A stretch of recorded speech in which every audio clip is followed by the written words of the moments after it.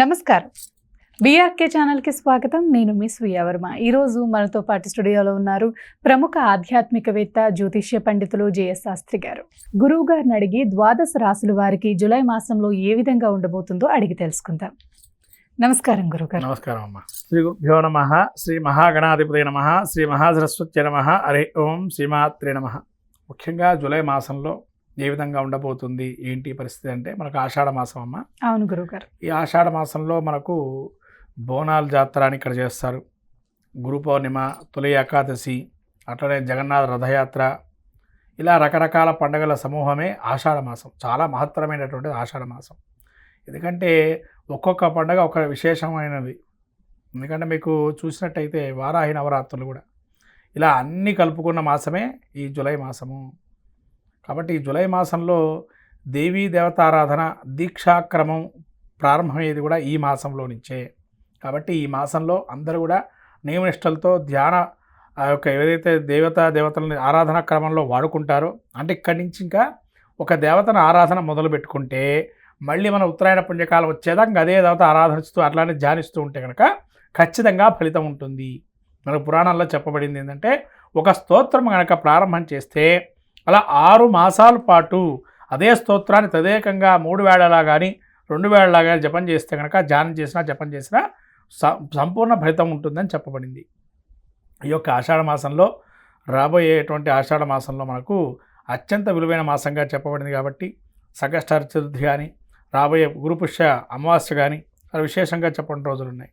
కాబట్టి అన్ని రోజులు కూడా ద్వాదశ రాశులు అందరికీ కూడా యోగాన్ని ఇవ్వాలని కోరుకుంటూ ద్వాదశ రాశి ఫలితాలు చెప్పుకుందాం. గురువుగారు, జూలై మాసంలో మకర రాశి వారికి ఏ విధంగా ఉండబోతుంది గురువుగారు? ముఖ్యంగా మకర రాశికి చూసినట్టయితే ఉత్తరాషాఢ నక్షత్రం 2, 3, 4 పాదాలు, శ్రవణ నక్షత్రం 4 పాదాలు, అట్లానే ధనిష్ట నక్షత్రం 1, 2 పాదాలు ఈ యొక్క మకర రాశి. మకర రాశికి గ్రహస్థితి చూసినట్టయితే ద్వితీయంలో రాహు, వక్రగమంలో శని తృతీయంలో ఉన్నాడు.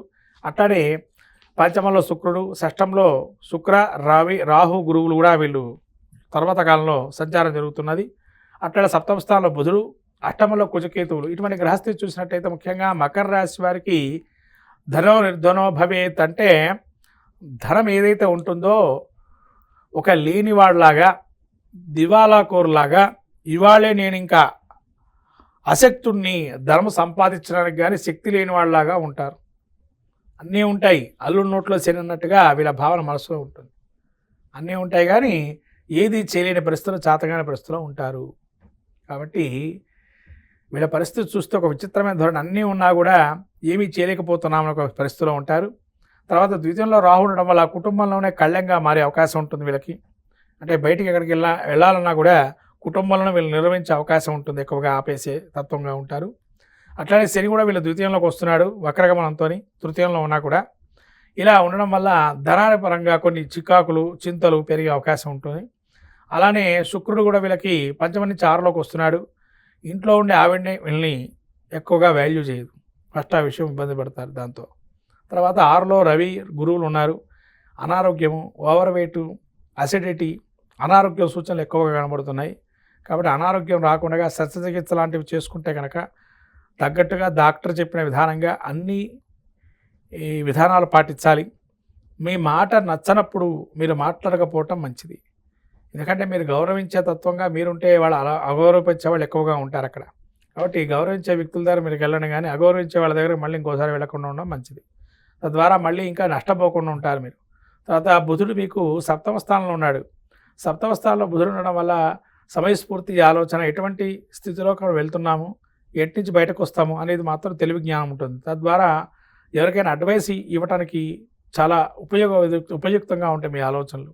అంటే బయట వాళ్ళు మీ యొక్క సలహాలు, సూచనలు తీసుకోవడం వల్ల వాళ్ళు ఉపయుక్తమై వాళ్ళు సమస్య నుంచి పరిష్కారం అయ్యే అవకాశం ఉంటుంది. కుజకేతులు అష్టమంలో ఉండడం వల్ల కొంత ఏదైనా వ్యాపారం చేస్తున్నా లేదా ఇక్కడ ప్రయాణం చేస్తున్నా జాగ్రత్తగా ఉండాలి. ఎందుకంటే ఆకస్మిక ప్రమాదాలు వచ్చే అవకాశం ఉంటుంది. ఉన్నట్టుండి రక్తహీనత కానీ ఉన్నట్టుండి అప్పటిదాకా బాగుంటారు, సడన్గా ఆరోగ్యం చేంజెస్ వస్తాయి.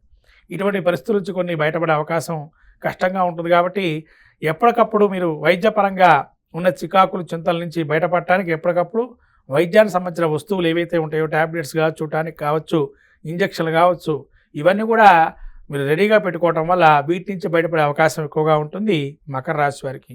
కాబట్టి ముఖ్యంగా చెప్పంటే ఆరోగ్యం ఒక్కటే వీళ్ళకి ఒకటి. ఎక్కడైతే వీళ్ళని గౌరవిస్తారో ఆ చోటుకే వెళ్ళండి. అవగౌరవించే చోటకి ఎప్పుడూ వెళ్ళకండి. అది ఈ నెల మిమ్మల్ని కాపాడుతుంది. విద్యార్థులకి ఏ విధంగా ఉండబోతుంది గురువుగారు? విద్యార్థులకి కొద్దిగా 6లో ఉన్న పోటీతత్వంగా ఉంటుంది. వాడు నేర్చుకున్నాడు, నేను నేర్చుకోలేను, ఆ పోటీతత్వం ఉండాలి విద్యార్థులకు. అప్పుడే పైకొస్తారు. కాబట్టి విద్యార్థులకి ఆ పోటీతత్వం ఉండాలి. నెక్ టు నెక్ కాంపిటీషన్ ఉంటుంది. ఇది చాలా మంచిది వాళ్ళకి. వ్యాపారస్తులకి, ఉద్యోగులకి ఎలా ఉంటుంది గురువుగారు? వ్యాపారస్తులకి కొద్దిగా కాంపిటీషన్ ఉన్నా కూడా బయటకు పడతారు. అయినా కూడా వాళ్ళ యొక్క చివరి నిమిషంలో ప్రతి విషయం నుంచి బయటపడుతూ ఉంటారు. అట్లా వీళ్ళకి ఉద్యోగస్తులు కావచ్చు, వ్యాపారులు కావచ్చు, చివరి నిమిషంలో బయటపడతారు. కొన్ని స్థానచలన మార్పులు కూడా ఉండే అవకాశం ఉంటుంది. ప్రమోషన్లు వచ్చే అవకాశం కూడా ఉంటుంది. రాజకీయ నాయకులకి ఎలా ఉంటుంది గురువుగారు? రాజకీయ నాయకులు వాగ్దానాలు చేయకండి. డబ్బులున్న ఇప్పుడు జయచంద్ర గారు అన్నీ ఉన్నా కూడా అల్లరోట్లో శనన్నట్టుగా గుర్తింపు లేకుండా ఉంటుంది. ఖర్చు జరుగుతుంది కానీ గుర్తింపు లేకుండా ఉంటుంది. కాబట్టి ఫస్ట్ మీరు గుర్తించే అవకాశం దాకా ఖర్చు పెట్టకుండా ఉండి వాళ్ళే మీ దగ్గరకు వస్తారు. పెళ్లి కాని వాళ్ళకి పెళ్ళయ్యే అవకాశాలు ఉన్నాయా గురువు? యోగదాయకం కష్టమమ్మా. గురువు బలం అంతగా లేదు, శని బలం కూడా వీళ్ళకి యోగిస్తూ లేదు. కాబట్టి కొద్దిగా ఇప్పటికైతే ఆ యొక్క వివాహ యోగం అయితే లేదు ఈ నెల. ఎటువంటి పరిహారాలు చేసుకుంటే మంచి జరుగుతుంది గురువుగారు?